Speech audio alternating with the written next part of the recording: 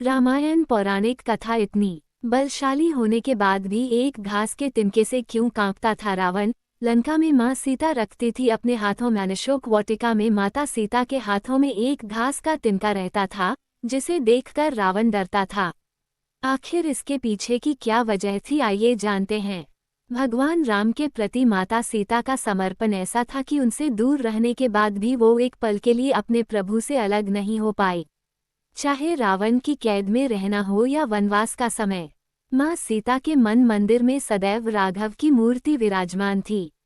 यही वजह है कि लंका में रहने के बावजूद रावण माता जानकी को कभी स्पर्श तक नहीं कर पाया।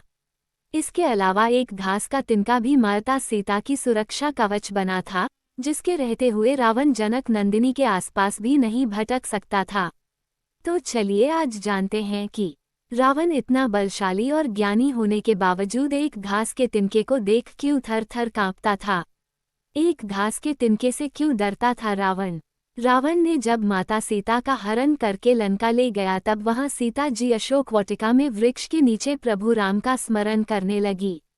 रावण उन्हें धमकाता, लंका सुख का लोभ देता, लेकिन माँ सीता खामोश रहती।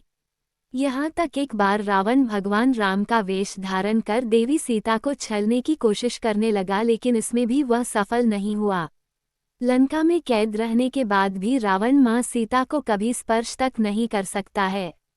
जब भी रावण माँ सीता के पास आता था वह अपने हाथों में घास का तिनका ले लेती थी।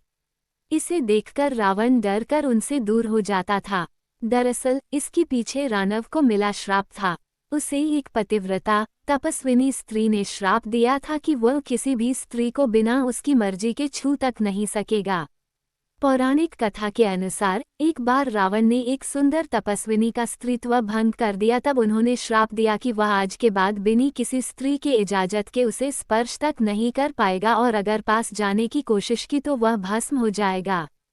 तपस्विनी ने ये भी कहा कि आज के बाद अगर कोई स्त्री रावण के सामने घास का तिनका उठाएगी वह तिनका रावण को उसी समय भस्म कर देगा।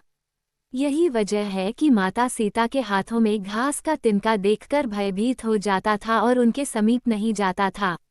अगर आपको ये जानकारी पसंद आई है तो वीडियो को लाइक करें और हमारे चैनल पे पहली बार आते हैं तो चैनल को सब्सक्राइब करना ना भूलें।